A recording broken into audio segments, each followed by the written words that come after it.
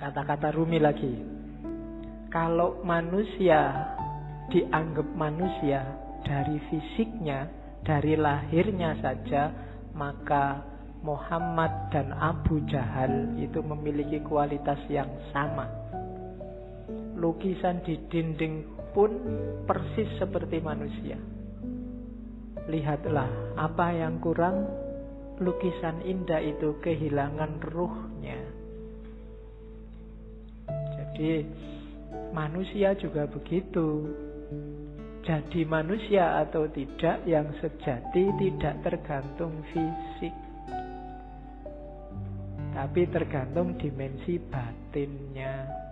Kalau hanya fisik, maka Muhammad dan Abu Jahal itu ya sama-sama Arabnya, sama-sama punya jenggotnya, sama-sama pakai jubahnya, sama-sama pakai bahasa Arab, sama-sama takbir.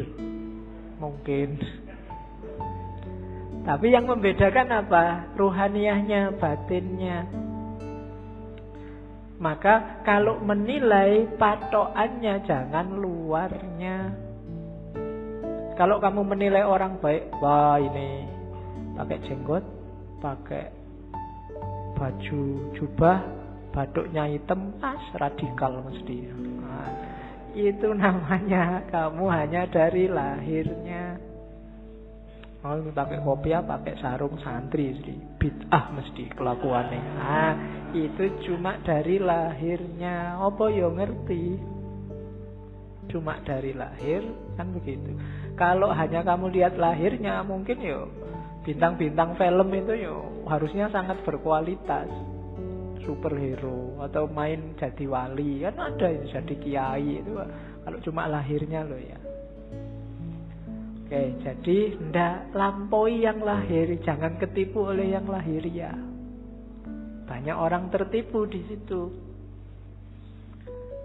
Jadi katanya Rumi, duhai saudara, engkau adalah apa yang kau rasakan dalam pikiranmu. Selain itu hanya tulang dan daging. Kalau kau anggap dirimu bunga, maka engkau adalah taman bunga. Kalau kau anggap dirimu semak berduri, maka engkau hanyalah bahan bakar perapian. Itu maksudnya Rumi, ayo kita garap wilayah batin kita. Kamu nganggap dirimu hari ini apa? Sebagai manusia. Jangan berhenti di kulit dan daging. Jangan sibuk mikir, aku sudah ganteng apa belum ya? Hari ini kayak gimana kelakuanku yang fisik-fisik, enggak. Coba dilihat batinnya dulu, dibereskan. Kalau yang dalam sudah beres, keluarnya pasti bagus. Itu maunya Rumi. Kalau dalamnya masih belum beres, ya susah. Jadi lampaui dulu yang lahir. Oke.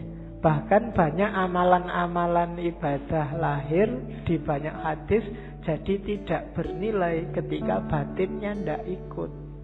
Kan banyak itu kan, kam min so'imin, berapa banyak orang puasa hanya dapat lapar dan haus, berapa banyak orang sholat hanya dapat capek fisiknya saja, dan seterusnya. Itu berarti apa? Kualitas lahirnya beres, tapi kualitas batinnya belum. Puasa tapi tidak ada menahan dirinya, kan itu yang di hadis itu maksudnya. Ya bener, nggak makan, nggak minum dari pagi sampai maghrib, tapi aspek menahan dirinya nggak ada. Misalnya sejak pagi sampai maghrib nonton TV terus, jalan-jalan di mall matanya masih ke kiri ke kanan, itu kan tidak ada aspek menahan dirinya, maka dapatnya cuma lapar dan haus. Sholat juga begitu. Sholatnya di sini tapi pikirannya di komputer, pikirannya di HP, ada suara tweet-tweet, ada SMS ini mesti ada. Jadi fisikmu ada di sini tapi pikiranmu di sana. Sholatmu tidak ada ruhnya. Bilang Allahu Akbar tapi otomatis kayak robot. Baca Fatihah tapi Fatihahnya tidak hadir dalam dirimu. Itu persis kayak HP-mu yang bisa ngaji, tidak ada ruhnya. Ya, Mungkin dulu pernah tak ceritain ya, ada yang tanya pada Kiai, Pak, HP yang bisa ngaji itu kalau dibawa ke WC kira-kira boleh enggak, Pak? Kan itu Quran. Jawabannya susah. Ada kiai ulama Arab yang jawab boleh. Kenapa? Asal di WC enggak disetel ngajinya. Enggak kamu sambil di WC terus ngaji bismillah, enggak boleh. Tapi kalau ada aja dalam HP enggak apa-apa. Analoginya apa? Pikiranmu. Kamu hafal Fatihah enggak? Hafal. Berarti di kepalamu ada Fatihahnya. Wong hafal. Kalau kamu masuk WC, masuk hafalannya mau dibuang kan enggak? Berarti tulisannya ada, hafalannya aja, masuk WC asal enggak kamu bunyikan waktu di dalam WC. Nah, itu HP-nya saja itu kan enggak ada ruhnya. Jadi kalau kamu ngaji, kalau kamu sholat, ketika jiwamu enggak hadir, batinmu enggak hadir, ya cuma dapat wadahnya saja, enggak ada isinya. Bahkan mungkin lebih bagus HP-mu, tartilnya jelas. Iya, kalau kamu ngaji dewe kan masih pelekak-pelekuk. Nah, jadi rumus pertama katanya Rumi, yuk dilampaui yang lahiriah. Jangan berhenti hanya sudah bisa melakukan amal-amal lahir. Dibereskan dulu yang batin. Oke, rumus selanjutnya. Ini sebelum cinta ya, belum, biar nanti paham apa maunya Rumi. Ini sama kayak banyak sufi yang lain. Katanya Rumi, manusia ini jagat kecil. Bahasa filsafatnya mikrokosmos, alam shahir. Alam semesta ini alam kabir. Dalam diri mikrokosmos ada makrokosmos, ada dalam dirimu terkandung semua unsur-unsur alam semesta.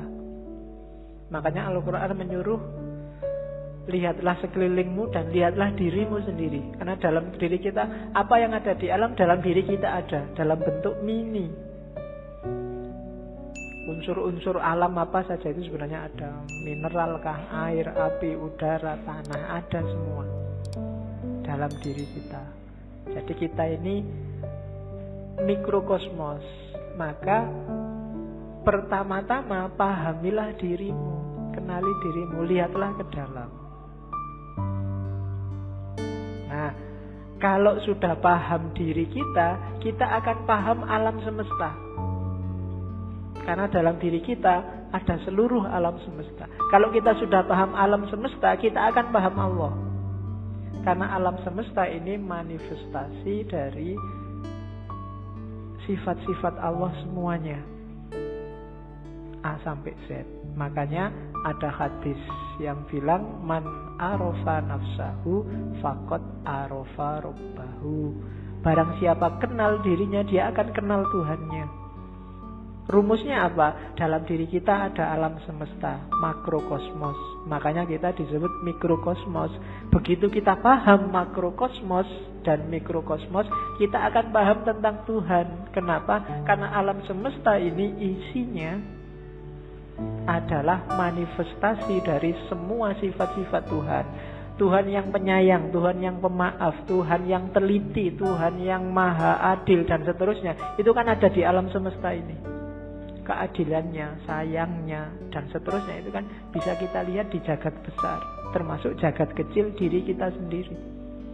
Betapa telitinya Allah. Misalnya matahari itu kalau lebih dekat 10 cm aja dari bumi tidak akan kuat, dia akan terbakar dan kalian tidak bisa hidup.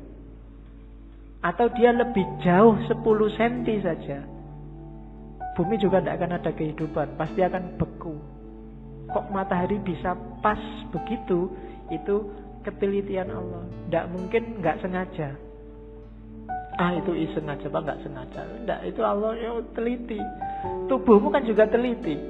Sikunya pas gini, coba sikunya di sini, mungkin kamu ya susah, ya kan? Kenapa yang tumbuh terus rambut ini kok nggak tumbuh terus? Kalau jenggot bisa panjang, tapi ini nggak bisa panjang, dan seterusnya. Itu kan ketelitian Allah. Dalam alam zohir dan alam kabir, kamu bisa membaca semua tanda itu dan menemukan Allah dan memahami Allah. Maka man arofa nafsahu faqad arofa rabbahu. Jadi manusia sebagai mikrokosmos dan makrokosmos. Maka hakikatnya kita dan alam itu levelnya sama. Jangan mengeksploitasi alam, jangan merusak. Itu apa? Karena ini bagian dari kita. Termasuk dengan sesama. Kita dan masyarakat yang lain itu satu. Kita dan alam semesta itu satu. Hanya kita dalam bentuk mini.